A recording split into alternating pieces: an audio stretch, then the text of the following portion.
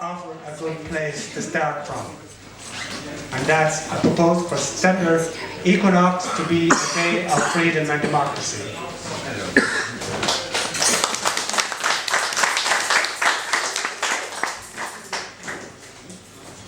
Now, yeah, I was telling you about Art Cabaret and enough about that.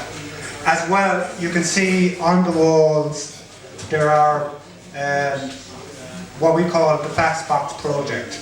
Originally it began using fax machines. The idea being that people would fax the cabaret while the cabaret was happening. But given that fax machines are pretty rare these days, I've used email. So far I've got close on 50 faxes.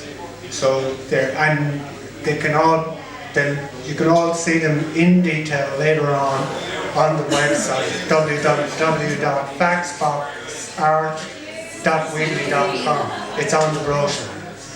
So we have a sort of, we're going to jig a bit because Divna is probably stuck in traffic somewhere. So what I want to do is pay a little tribute to some people who have contributed to Arts Cabaret in the past, people who have passed on. So this is just my little tribute to John Smith, who was from Yorkshire and lived in Bahula in Catameo and was a video and photography artist. Ian Campbell, who was a community artist and visual sculptor from Scotland. Mick Harkin, who was a genius of an organ player and singer. And I have some video footage of those, but unfortunately I wasn't able to lay my hands on footage of Bridie Curran, who was part of the Roscommon Writers Group, and Peggy Sims, who passed away not so long ago. So I'm going to now play with you. Strangers would wait at our gates as he stood, and that feet planted, head down, lips curled, a low ground.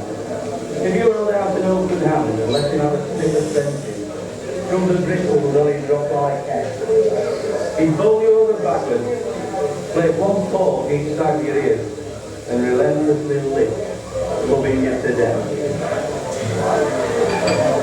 Today, I declare it, my love lies on you. Incredible. I don't know the name of the town, and I can't remember actually who killed them. It could be, which would have been the Germans if they were Germans, so I got that wrong. But anyway, the way she's written this is very interesting. Last night I conducted 1,000 bells after I buried my mother earlier that day. My hometown remembered the terror of shells. 70 years ago the city burnt in a fire hell. Mother survived, her hair pale to ashen grey. Last night I conducted 1,000 bells. Fear settled in her body, on her spirit cast a spell. Music succeeded briefly to lift the pain. My hometown remembered the terror of shells. Mama lived over 100 years to tell, no war is worth the consequence to pay. Last night I conducted 1,000 bells. While I tenderly wrapped her precious curls, the image of bullets hit me, stirred me to pray. My hometown remembered the terror of shells. Defiant peals stunned the stars, no humble knell. A celestial fortissimo blasted all clouds away. Last night I conducted 1,000 bells. My hometown remembered the terror of shells. I think that is it's universal. That's universal.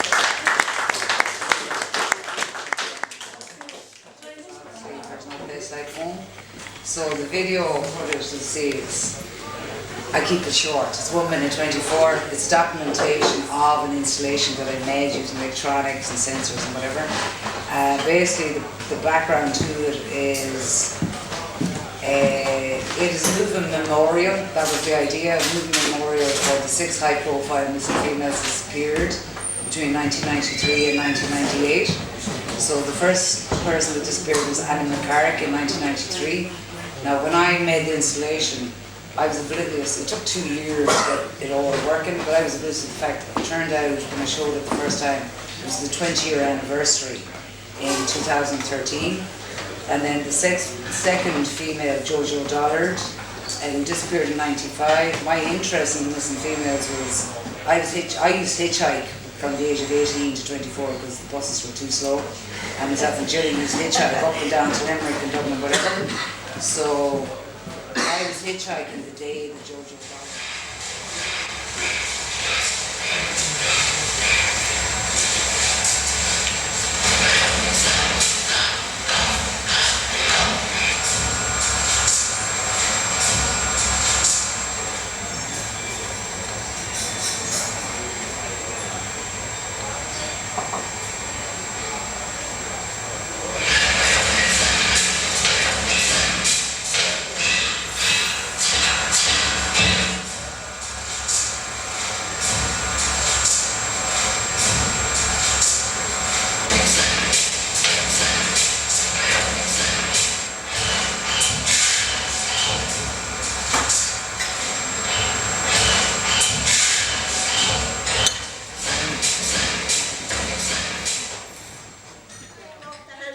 Just time watched, ticked to 9:03, forcing the last crumb down, bludgeoning to education, lunchboxes packed to capacity, off on the bumper-to-bumper crusade. Mommy, mommy, mommy, mommy! 4 conversations calling for attention in orchestrated disharmony, defying the ears, brain runs into explosion mode. Yes! In answer to every question, not knowing you've agreed to a party of 24. Amid blinking indicators of judgments made, you take your chance. Pull in, U-turn, drop-off point achieved. Silence. Silence. Deafening silence. Take a breath. Go home to face the avalanche of disarray that you've contrived, contemplating on that 1 hour since your unremembered awakening, wondering how else to fill your day.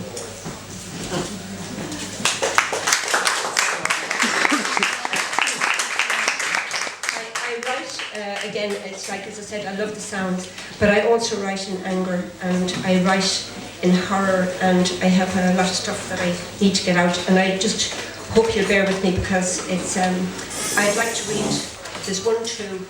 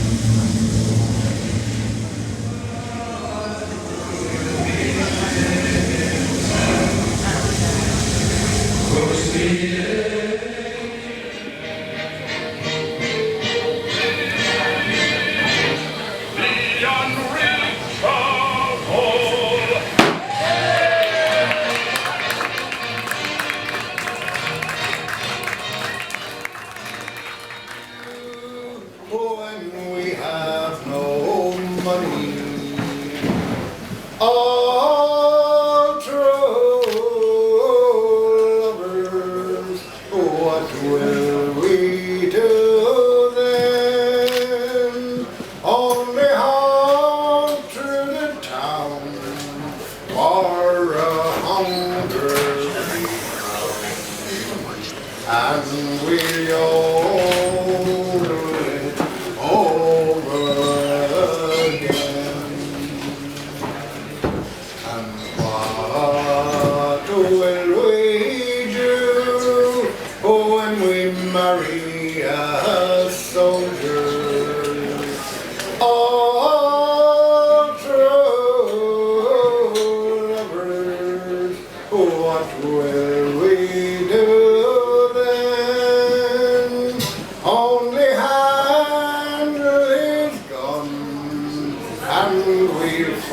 wait forever,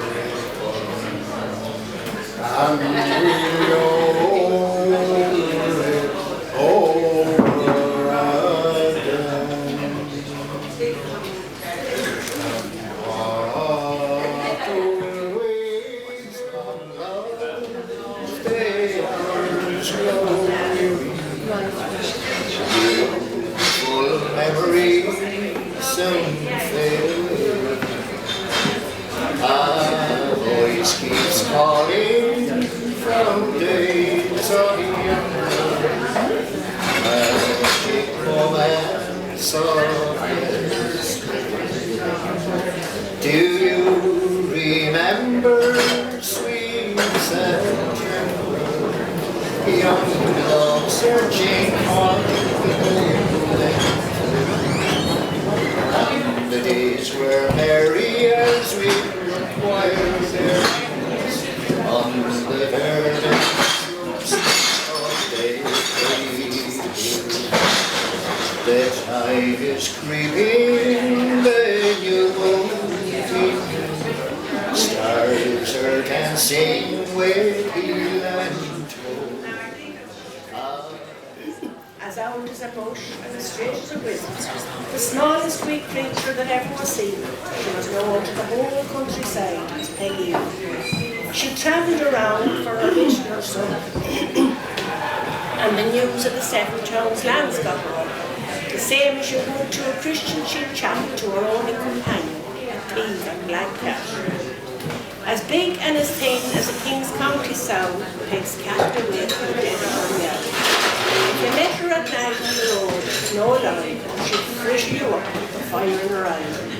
Father Peter said once, and he ought to know, Peg's cat had come straight from the regions below. No one saw her a kitten, he was certain of that, but when he was a boy, Peg's cat was a cat. Now, Barney Maloney, who worked at the mill, he lived beyond Peg, just a mile up the hill. He hated that cat as he hated Dominic, and he swore that she'd soon be the rat with strings. He swore by the pipers that played long ago, that before very long he'd play the good show. Yet when he'd meet her, his courage would fly, he'd cross himself quickly, and he'd The hall door. I always intended telling my story. It's not just yet. Next week perhaps, or next month, or even next year.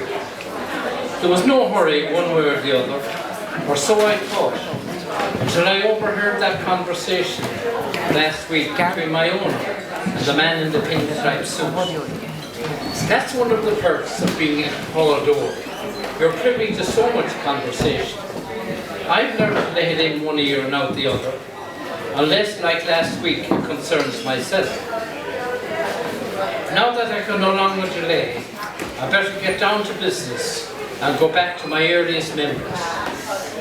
They are vague and hard to recall. I wasn't always as I am, you know. Not of the one piece. Assembled, I suppose, is the way you put it. A number of mahogany sections drawn together, clamped and bounded, until with a little help I found my feet. Next morning, I was put in the van and brought here. I was holding up the stones.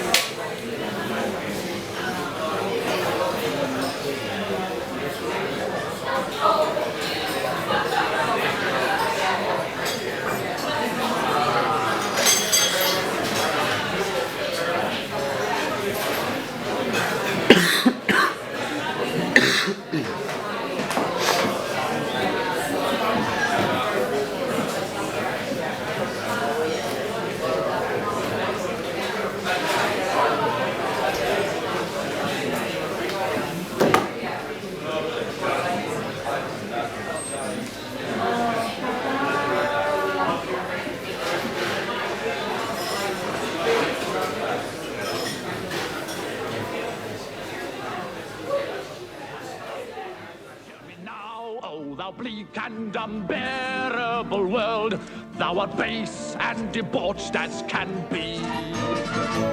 And a knight with his banners all bravely... It's entitled Homecoming Poem. While walking, childish impressions from your past walk too, random images from familiar territory. The disorder of time, ticking as a Mozart transcription, puzzled, your words of exclamation makes things easier for me. Touchingly, the living pulse of all that surrounds you, substance of orange, where your smile needs no translation.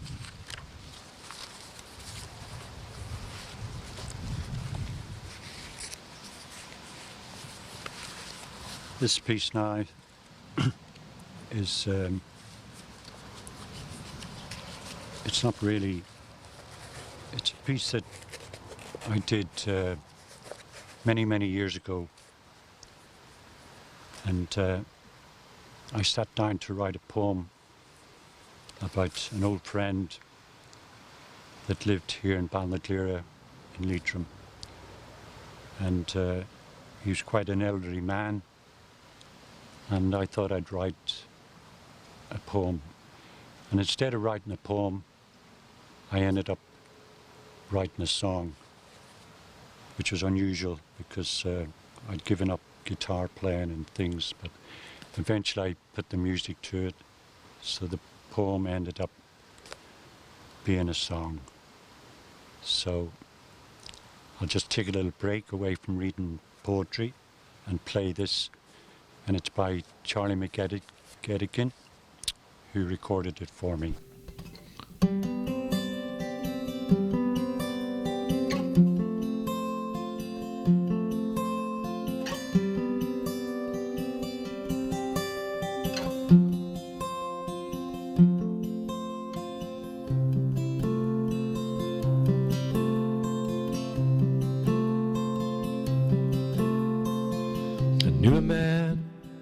Simple man who showed the world to me.